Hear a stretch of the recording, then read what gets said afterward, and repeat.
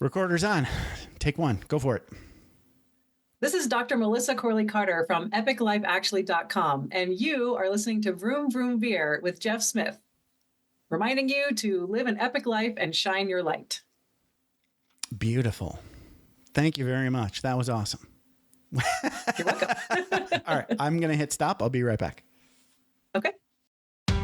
Are you ready to thoughtfully steer away from your revved up, frenzied, and far too often scripted life? Then welcome to Vroom Vroom Veer with Jeff Smith, where he guides you down the road differently traveled by sharing unique experiences with guests who have managed to shift away from a life stuck on cruise control and veered their way into a more authentic and fulfilling one in all sorts of interesting and kind of remarkable ways. Get ready to Vroom Vroom Veer with your differently traveled road chauffeur, Jeff Smith. Furkhan Dandia, thank you so much for being on Vroom Vroom Veer and welcome to the show. How's it going? Going great. Thanks, Jeff. Appreciate being on here and looking forward to having this conversation. Yeah. You are into these conversations, so I like it too. So you are at Zen, right? And I'm going to spell it. I bet you spell it better than me, but I'm going to do it anyway just for fun. Okay, so EUNOIAZEN.com. Yeah. So talk a little bit about what you're most excited about in your website and your business today. Yeah. So people may wonder what's Zen. The way I envisioned this, I guess, business as I was creating it was to not only find is a Greek word for a beautiful way of thinking or having a beautiful mind. And that's kind of what I was striving for in terms of the work I was doing on myself. And then where I saw myself serving others. And that's kind of where I'm the most excited in terms of being able to support others on their own growth as they're navigating life, because that's something I had to do. And unfortunately, I didn't have someone there, or I mean, I did work with therapists throughout, but I've been able to figure out a bit of a formula, I think, that works. And a lot of it, as we touched on before, often does go back to childhood and some of the trauma or the messaging and patterns that we develop. The messaging kind of stays with us unless we're consciously bringing it to our awareness and working through it. Right. And that's kind of my goal when I'm hoping to work with people. So I've gone ahead since I created this business, finished my degree in psychology to become a therapist. And that's kind of my goal, is to work with people one-on-one or in a group setting. And that's where I get the most, I believe, fulfillment in terms of seeing the ability to experience that change in other people. It's huge. It's impactful. Like I was telling you, I was just reading another book. And it always goes back to that childhood trauma. You know, there's usually some version of you afraid, scared, panicked. And yeah. So definitely, I get it. Been there, done that. So good on you. It's a good mission. I may share it. The more the better, Absolutely. Whatever it takes, maybe it's coaching, maybe it's therapy, maybe it's talking to friends, whatever it takes, and you do both. So you're a coach and a therapist. So good on you. So, and I like to remind people that everyone's journey is unique, right? There's no one way of going about it either. Right. So, you don't necessarily have to go see a therapist, but a lot of the times having that third person that's somewhat neutral can be powerful. Yes. Definitely a third party, somebody who you're paying is a good idea. Which is great. No, and I don't say that because like when I say that, I mean, like, you're inviting that person into your life and you're accepting that you want their advice. Exactly. That's the important thing. You're like saying, I need help to yourself. And then you're going out and you're seeking it, Yeah. And then that way, when they say things that you don't want to hear, it's coming from a place of love and they want you to get better. Right. Right. And you're paying them to help you get better. Maybe. Yeah. And, a lot of the times it's just guidance, right? Often we just need guidance, pointers.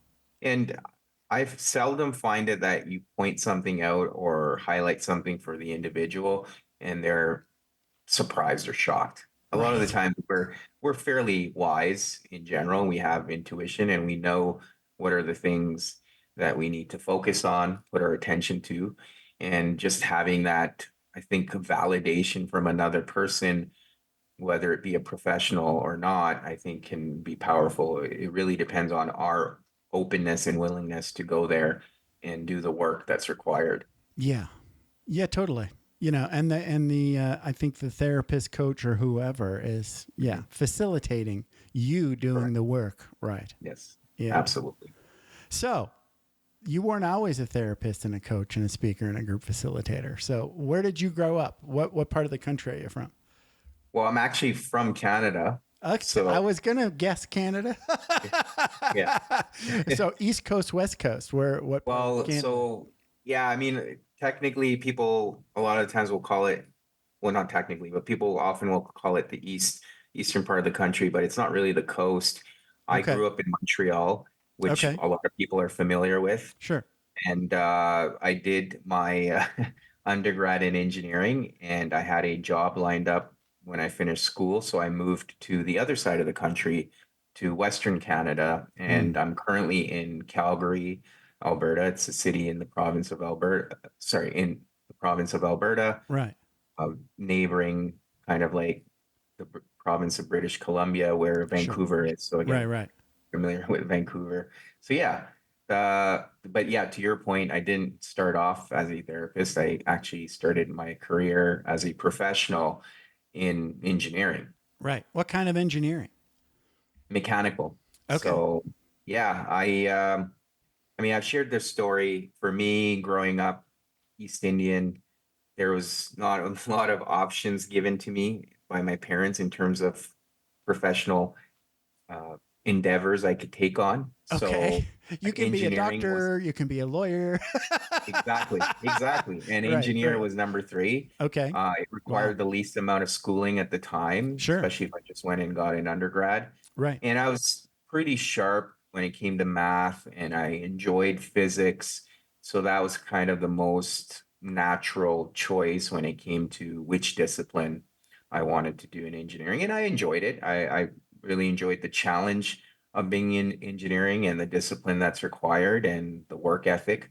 I was able to build on all those, and it served me well, and it has served me well throughout my life. Mm. Just having that ability to shut distractions off and focus and work through stuff and commit to it. That's been a great skill, and I'm fortunate and grateful that I was able to develop that early in life. Yeah, you hear that phrase engineering rigor, which over and over and over again. That means that you're not trusting the first answer, right? Right. Yeah. You're like, did you do the math 8 times? I like that kind of attitude, Yeah. because like when you spread out like doing something like an engineering task to multiple people and everybody's checking each other's work, that's when you get actual good engineering. Yeah. Yeah. Yeah. And I think that could be for a lot of people that perhaps struggle with insecurities, that can be very nerve-wracking also, Right. because it does come with you need to be very humble to be able to Yeah, accept totally. some of those mistakes and look at them as opportunities to learn and grow. It's often like I went through. I never would have let anybody call me a perfectionist, but I think we all have it, right? Mhm. Like when I was really young, I had that idea that like God was keeping a score. You know? I was like, and then like if you only have so many points, and then you get to zero, and you're done. Right? It's not obviously true. It's just this Right. thing you make up in your head. Absolutely. Yeah. And I did that. Like, I remember being young, just thinking, there's no way I'm going to make it to heaven anymore. Yeah. And I was like 8. Yeah. you know? Well, but that's, I think we're also a product of the environment we grow up in, and we Right. do get socialized and conditioned a certain way. I can relate to what you're sharing because it was very similar for me. You're either good or you're bad, right? Right. There's no in Right. between. And the good people go to heaven, and the bad people have another destination they end up in. So that's always a fear that's lurking in your mind. But I think it's shame based, and It that's is. why Yeah. people will tend to develop perfectionist tendencies and qualities. And you're And then you also basically want to hide those things. correct. You're in a Right. spiral, right? And this Right. is what Right. I try to remind my clients too, is when you get caught in that shame spiral, you're trying to claw your way out of it, but you're only setting yourself up for failure.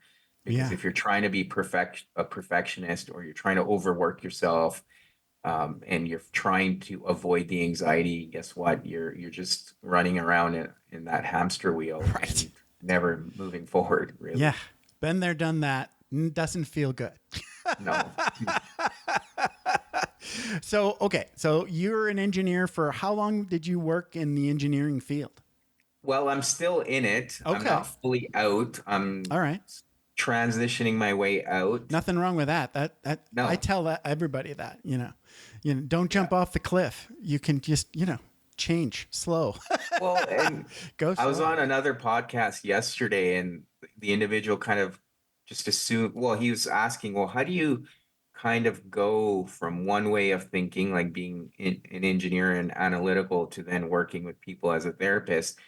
And I hadn't really put a lot of thought into that, but I'll share what I came up with in the moment, because I think, and I'm reading quite a bit of work by Robert Greene recently, and he talks about mastery. And one of the things I've come to realize is, from personal experience too, but then reading it has also been a good sense of validation. But you need to challenge yourself in different ways. And I've learned that through physical exercise, but Mm, also intellectually, or from a mental side of things, that the ability to be analytical and then almost shift gears and then work with people, while there is still a level of problem solving involved, it's still on a interpersonal level, whereas the engineering isn't as much. mm, It's a good way to challenge your brain and develop new ways of thinking, mm-hmm. because otherwise you kind of enter into that, for anyone that does physical workouts or exercise or trains, you kind of hit this plateau if you're doing the same thing over and over again. So you're not really, despite how much more effort you exert, it's kind of not giving you the additional return. That's why Right. even in exercise, you need to switch up things from time to time to see those gains. And that's how I see your brain too, right? It's very plastic. So how do you continue to grow and challenge yourself? And I Mm, find being able to even balance multiple types of work right. in a given day Right. is helpful and powerful in that sense. Yeah. I remember like being young and in college, like listen, like say I'm in a college class and Mhm. somebody else answers a question the professor puts out there, and I look at her and go, nope, she's wrong. Mhm. Right. But the instructor doesn't say, no, that's wrong. And then he doesn't say that. He like says, I get it. I know where you're going there. Anybody Right. else? Right. So that I was like, no, she's wrong. Yeah. Yeah. So not everything in life is like math, right? Like No. black and white. Right. Yeah. And I think It, we do, that's where I see a lot of issues in society today, because we tend to operate basically on a just like that. binary Right. A level, right? binary. Yes. It's Yeah, either it's red, blue, right, wrong. exactly. Yes. Yeah, so exactly. And that's where you see so much polarization, disconnection amongst people, because it's like, well, if you're not on this side, then that means you're on this side, and that means you're wrong because I don't agree with that. Right. The truth is always somewhere in the middle, Right. right? And sometimes Exactly. in your example too, with your peer, she may be wrong at that point if you look at it objectively, Right. but subjectively, she may get to the right answer Right. through her navigation Yeah. of the problem. And that's what Totally. life is, Yeah. right? And I think that's where, when I'm working with people or even myself, we tend to take a journey through life, and we tend to grow and learn about ourselves. There's no one way of doing it. We No. all tend to Right. arrive perhaps at the same destination, or whatever destination we need in our life at different points. Mm. Yeah. Yeah. And I think what I learned there was like more of a people skill. Yeah. It's like the instructor wants people to keep engaging. So the answer to the question isn't really necessarily, 8, right? It's not a math question, right? Right. It's more of the point of the question is to get people talking, right? Yeah. So the best way to get people not to talk is to say, "You're wrong."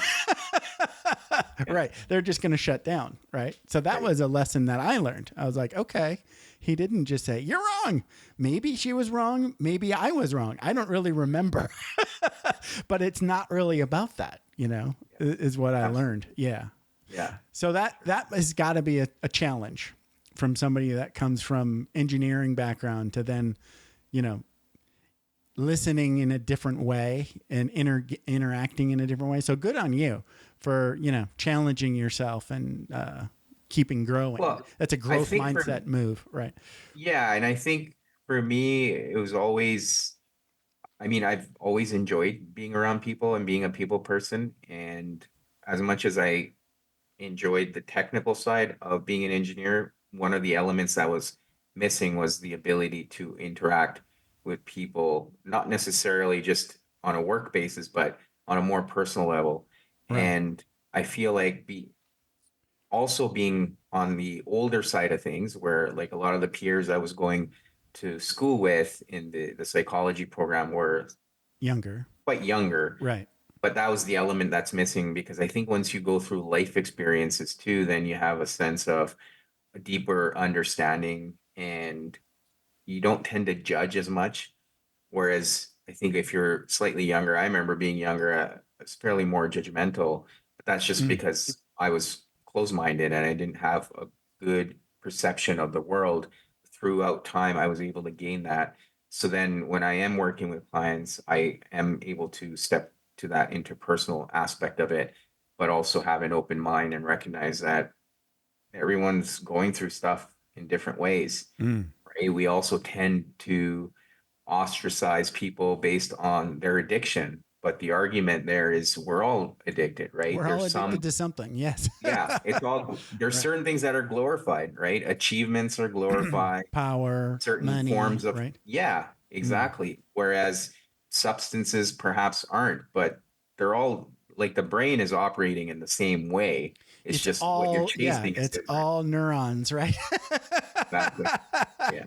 So true. Yeah, yeah, yeah. Actually, have you heard of this guy, Arthur C. Brooks? He wrote a book about getting happier with Oprah. Check it out. Okay. It's really good. But I Yeah. also then started cyber stalking this guy, Arthur C. Brooks, right? Yeah. And I saw him talking to Matthew McConaughey, right? So I get it. Like the one percenters and those A-list Hollywood types, they're Mhm. addicted to something. It's called working. Right. Yeah. Right. And Yeah. achievement and notoriety and fame. Yeah. Right. Right. Well, I think at the end of the day, one of the biggest things I've come to understand about addiction, and there's a lot of people who've talked about it, but primarily the one that made the most sense to me was Dr. Gabor Mate, and Yeah. Yeah. he Yeah. shares that it's a sense of connection we're seeking, right, through the addiction. And All if you right. look at it from a deeper level, what does that connection mean? It's wanting to be seen, heard, and loved. And a Okay. lot of the times we're all seeking a sense of validation, a sense of approval, a sense of being accepted. So whether you're an A-list actor or you're someone who's struggling with substances more so in isolation, we're all kind of seeking some sense of approval and being seen. Mm. And a lot of times it ultimately results to uh, seeking love outside of ourselves. And that's Right. part of the journey too, is how can you give it to yourself? How can you find that within Mm. yourself so you're not outsourcing it? And that's where I think a lot Right. of the times the struggle comes. Right. Right. They're kind of like hooked on the fix that they get from the adoration. Right. I guess. Yeah. Yeah. Yeah. Well, The and it's like external it's the love. dopamine spike, right? Yeah. Yeah. Yeah. You then Totally. it becomes a constant chase, and you don't know why. Right. As much as you enjoy the high, you The don't know why. crashes. Yeah. Yeah, yeah, why the crashes are coming and why Yeah. you feel so bad now. So Right. Right. So let's talk a little bit about how this journey 5 years ago started for you.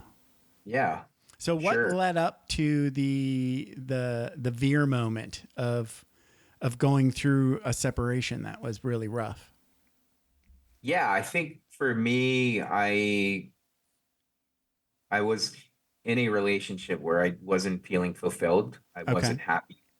Ultimately, I realized that nobody else can meet my needs, but I just wasn't happy and realized that like we just weren't right for each other. Okay. So I kind of stumbled through it and ultimately decided that irrespective of all the pressure I was feeling, whether it was from family or societal pressure that I had internalized, ultimately I had to come to that veer moment, as you alluded to, that this is my life, right? And I can choose to be in this situation and be miserable and suffer. And maybe on my deathbed, I will look back and be like, well, what was all that for? Mm, Right. And right. and I mean, I also have a son, so that was another factor that was making it a bit more challenging to make a decision. And Right. then the other side was, well, or I can take this in my hands and choose a different course of action.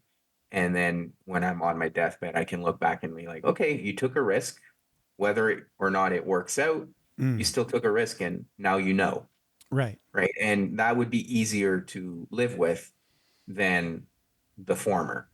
And as far as my son was concerned, I think the decision became easier because I was like, at this point, the situation I'm in, yes, I'm in his life, I'm fully present, but I'm not my best self.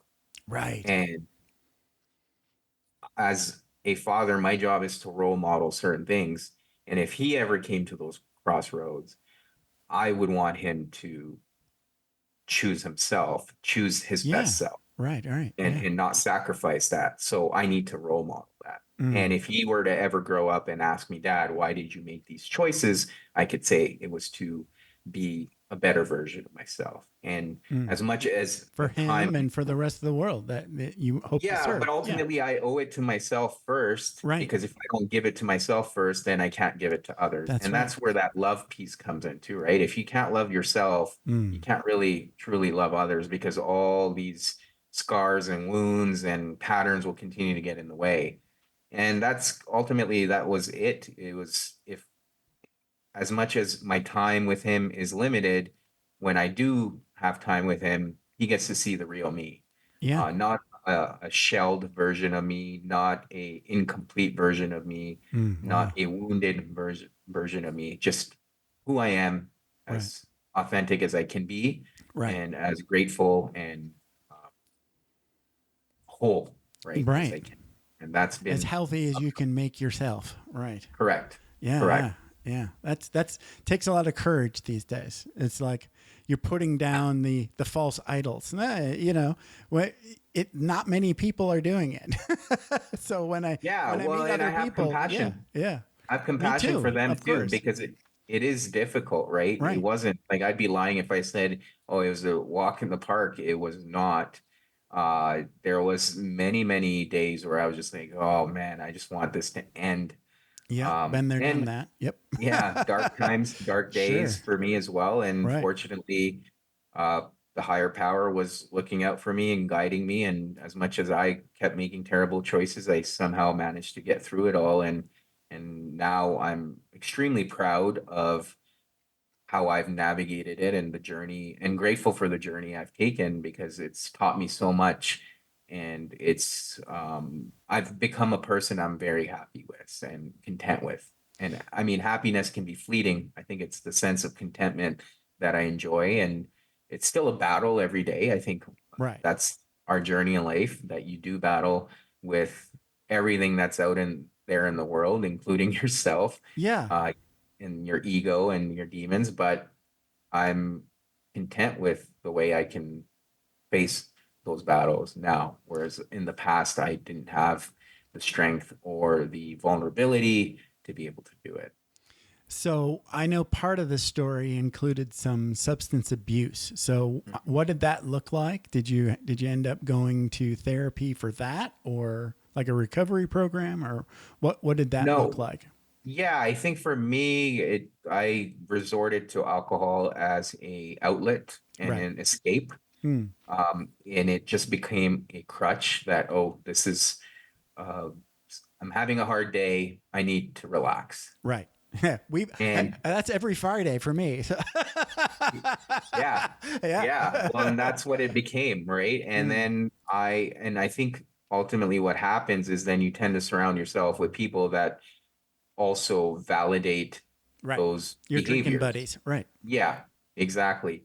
And they encourage it. So then especially during COVID when things were a bit lax, you can stay up late or you can do whatever you want in a way when society was kind of Shut at, off. Yeah. yeah, a It was bit a of an very odd. strange time, wasn't it? Yes. Yeah, it just made it easier. And there was no Right. like Right. there's a lot of excuses, right? So then I was basically in social circles where it was just easy and it was just accepted. Mm. Um, it, I think ultimately I came to the point where it was just getting brutal, right? It was getting to the point where I was starting to lose myself, and I Wow. had certain situations arise where I was like, okay, this is very uncharacteristic of me, and this is not something I would normally do. I had to almost take a step back and look at it from a higher resolution, very objectively. And I made a conscious choice, and I'm again grateful and fortunate that I was able to have that inner wisdom come in and intervene Right. rather than some external circumstance or consequence occurring that would have forced my hand. Right. So Right. I was able to then recognize that, okay, this is not going down a healthy Right. path, and I've Right. made all these choices Yeah. to live a healthy life, or at least what I perceived healthy would be. And then I'm also wanting to be an advocate for other men, but I'm not really walking the walk. So it's all like just false. I'm Yeah. living a Yeah. fallacy here. Yeah. Yeah. I get it. So I committed to myself to make certain changes. It really started with making healthier life choices Right. and focusing on my sleep. That was the first thing that I Huge. prioritized. Yeah. Yeah. Yeah. And I gave myself a timeline. I'm like, hey, I'm going to do this for 2 weeks, not touch this stuff, and see how I feel. And I Mm. felt amazing within 2 weeks. Yeah. It doesn't even So that take was two all. weeks, but yes. Yeah. That was all the Right. reinforcement I needed and validation that I was like, okay. And then from there, James Clear in Atomic Habits talks about habit stacking. And that's essentially what I was doing more so on a subconscious level, where because now I had all this time and clarity of mind and I was feeling better and healthier, I started to incorporate more healthier choices into my life, where I started building almost a regiment or a routine.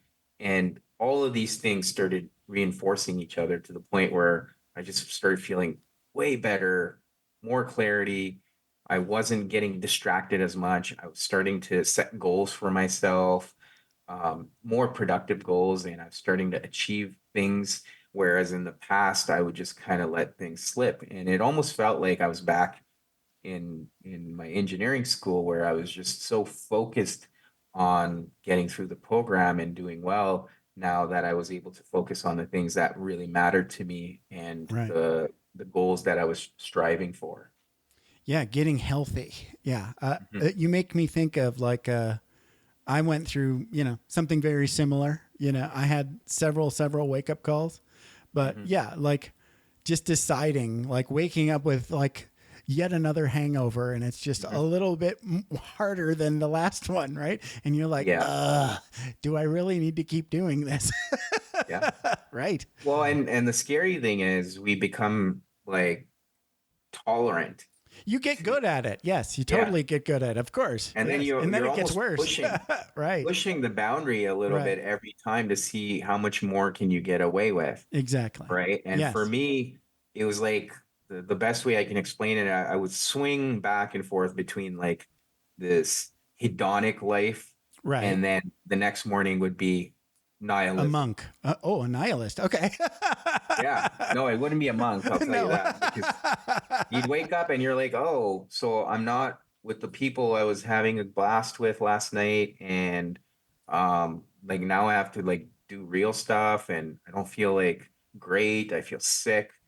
So you're beating yourself up and then you're just waiting for the next evening or the next get together Oh, or the right. next Right. fill, right? And Okay. it's just it was like this pendulum that would swing back and forth. Mm. And it just, yeah, like I said, I there wasn't a lot of clarity. It was just I was on autopilot trying to just get that fill again. Autopilot. That That's makes what we call vroom vroom. I've been there so many times. Yeah. It's almost like you're here to do that. That's going to happen no matter what. It seems like, if you think about it from the spirit's perspective, like your higher self, Yep. right? Like you're here to grow, whether you want to or not. Right. Yeah. You can Yeah. participate or really feel that pain. That's what so it's in my best interest to start working with Yeah. my higher self. Yeah. That's where Yeah, I and well, come that's to. where it's free will, right? Yeah. You get to Right. choose. Right. And like you said, Totally. you participate in the game and you have a lot more agency if you have the choice, right? A lot of the Right. times people will feel like, oh, I don't have any agency, I can't influence change. It's like, well, you can, Yeah. right? You can. It's all a matter of Now perspective. you might need help. Yes. Yeah. So when you were going through this, did you seek out like assistance from a coach therapist? I mean, I was seeking therapy just as soon as I separated, I was going for therapy. Okay. But I, I mean, occasionally I would share some of the choices I was making with my therapist, but I didn't really get into the details of how bad things would be or Mm, getting.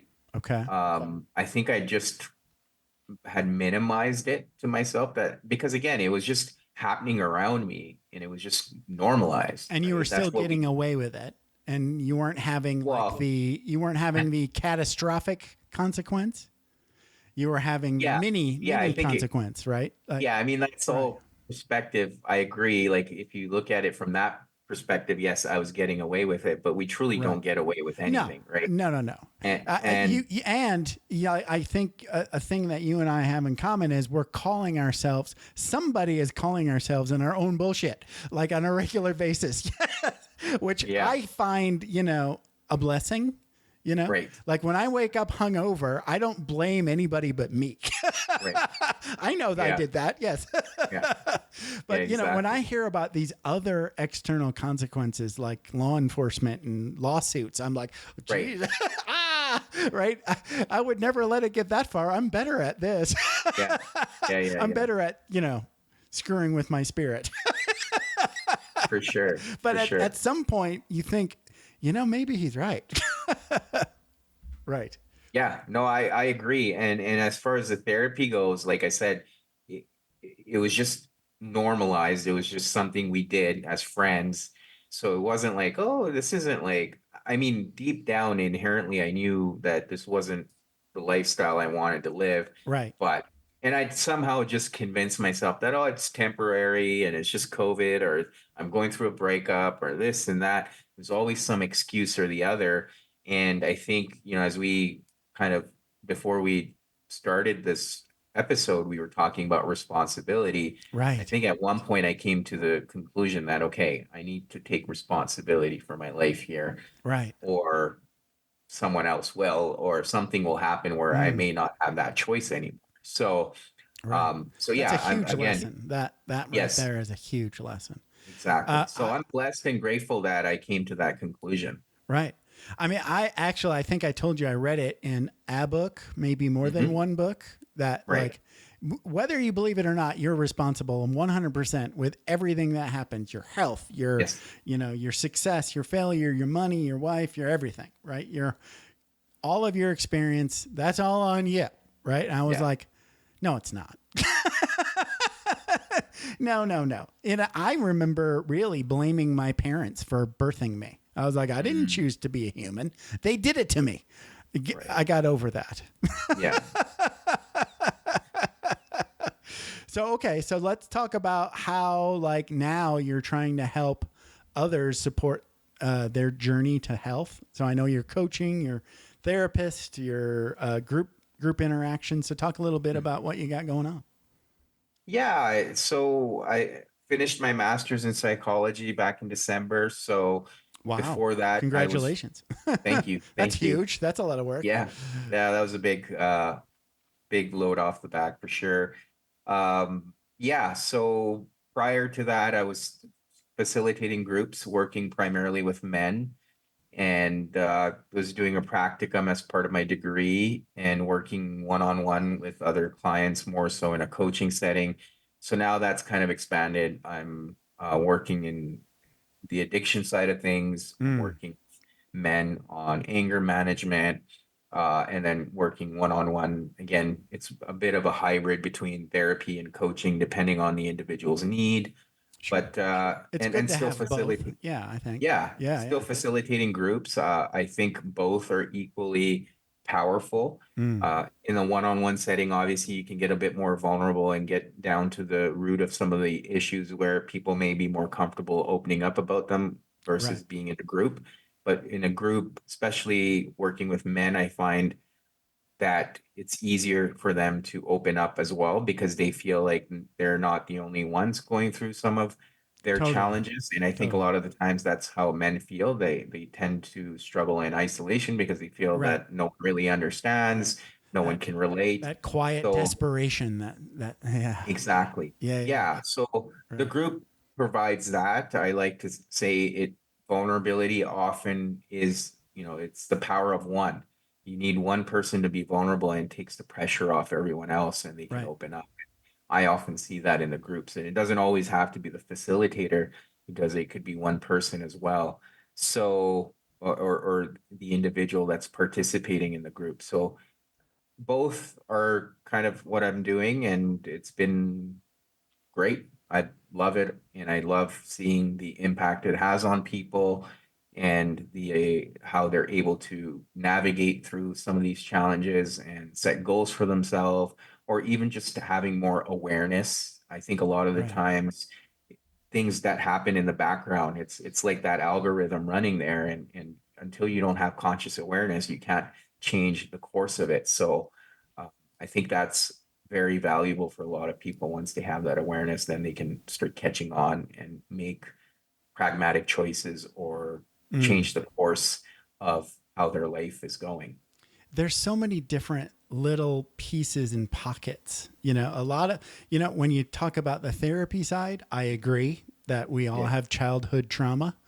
And it's, I've done this on multiple occasions. I think the first time I found a book like I think it was Life Strategies by Dr. Phil. And Mm, he walked through that little process of, think of a time when you were a kid and you were panicked and afraid. And then imagine you're sitting there talking to yourself as an adult. Now the adult you is talking to the kid you. And I was like, that's huge. I mean, yeah. that is a game changer, right? So Hmm. I know you deal a lot with childhood trauma. So, Hmm. that's just one of many, right? Yes. Yeah. Yeah. I think for men, it's significant for sure because we get socialized differently. Right. And I'm not saying that women or girls don't have their own trauma. They do. Right. It's Yeah, in a it's different, definitely, it's different. Gender's different, right? it's different for sure. But for men, we get socialized in the sense that we're not taught how to emotionally regulate or express our feelings or emotions. And I think the men around us didn't know that either. Right. And then there's another element that's starting to come to the forefront where we're also not going through a rite of passage, right? So for a lot of men, Mm, you would interesting. have this rite of passage as you entered into manhood, as they would call it, or Right. for the Now you're an adult. yeah, Right. exactly. Right. So you kind of navigate through life and then you enter this phase of your life where you're an adult, but you've never really mastered a lot of these things that you're going to need as you go into the Right. real world or you start relationships. So a lot of this underlying issues, the traumas, and I don't tend to use the terminology that's out there like little t or big T, because then you're Mm. trying to classify Right. your trauma is big enough and my trauma is small. I think, It's all trauma. Right. yeah, it's all subjective, right? Right. So whatever trauma I went through, that's staying there because I haven't had the ability or the skills or the guidance to navigate it or make sense of it. Right. And those patterns become etched. And I know I use the algorithm reference, and that's essentially what happens, right? We have Totally. this Yeah. algorithm running in the background and we don't know why. And it shows up in our relationships, it Mm. shows up in our work life, whatever it may be. Mm. And that's where a lot of men I find struggle because they don't know how to identify those patterns or bring it to their conscious awareness Right. and then work through it. It is. It's a challenge. And I would say always better to have help. Yes. Because like you can lie to yourself and I've done it on many occasions, you know. I think there was another book that I read, you know, that growing up, I think, I don't know what it was like for you. You're culturally a lot different. Yeah. I grew up close to Canada, but you know, Yeah. white Anglo-Saxon Protestant, you know, Mm. completely different cultural kind of milieu, as they say. Yeah. But it seemed to me like the purpose of life was to work hard and then party and then work hard and then party. That was sort of like the programming that I took along. Mhm. And then this other guy, I can't remember his name now. But anyway, another book that I read, blanking on everything. He was like, you know, now that I'm this age, whatever that was, I'm really focusing on just being a healthy person. That's like my, you know, I just want to be healthy. You know, I don't want to work hard. I don't want to like party. I just want to be healthy. And how can I be healthier you know, every day? And I was like, oh, that's a really good goal. If you say that to people, you know, if you say, you know, I don't need any more money. I just want to like focus on being a better me every day, a little bit healthier. They still look at you funny. You know, it Yeah. doesn't really fit, you know, but it's a really good goal. For sure. Yeah. Well, I think for people, their own insecurities come in, and I think we tend to judge others based on what we don't like about ourselves, right? That's Oh, just, wow. Yeah. yeah, that's Right. the truth. And so when we see someone willing to put in the work and the effort and focus on their own well-being, we're like, well, why is he doing that? Or why is she doing that? And because we know it's something we need to do inherently, right? And Wow. it's Well easier. said. Yeah. Yeah. Yeah. Yeah. You're right. Well, Yep. so there's actually, I mean, crabs, for example, will, if one crab is trying to get out, you know, if they're in an enclosure, all the other crabs will grab that crab and pull it down. And that's Wow. essentially what happens when we're trying to Wow. grow and Yeah. we Yeah. surrounded ourselves with people that perhaps served us at the time where maybe we weren't at our best. It's easier to drag others down rather Right. than try to rise up together. Right. And Right. that's what we see in society today, right? So I say all this because a lot of the times for people where they struggle, and this is true for addicts too, it's not necessarily that, you know, for a lot of people when they go to rehab, yes, they're able to avoid whatever substance they're dealing with. The real issue and test is when they go back and Into the integrate into world. society. Yes. It's, Right. and a lot of times it's the people you surround yourselves with, Right. right? So you Right. need to Right. be aware of your social circle. And for me, that was a huge thing too. And I alluded to the people I had surrounded myself at the time where I wasn't Your making, party crew. yeah, exactly. So I had to make a wholesale change in terms of the people in my life Wow. because Yeah. I started realizing they weren't serving me. And when I was making certain changes in the choices I was making, I didn't have a lot of support. I felt judged. I felt that they were mocking me or Right. they didn't understand. And it just got to the point where there was really not a lot in common. And Right. there was not a lot of depth in those relationships. Yeah. Like I didn't know a lot about them. We didn't Right. get to the beyond the superficial. Mm. So yeah. I've understood that. Like humans don't need much context to hang out. Mhm. right? Why are you friends with that person? Because they work in my office. You know, why are you friends with that person? Oh, we went to school together. You know, Exactly. As long as you're close to together in a social context, good enough. You know, Exactly. Yeah. you're not Yeah. going all that deep. You know, yeah. And as we wrap up, so say your website again, so we get it in there twice. So I Yeah, don't forget. eunoiazen.com. Eunoiazen.com. And then it's EUNOIAZEN.com. Did I get it right? Right. All right. Yes, sir. So, okay, cool. And I suppose you're on all the socials and the things. Yeah, I'm primarily active on Instagram. Okay.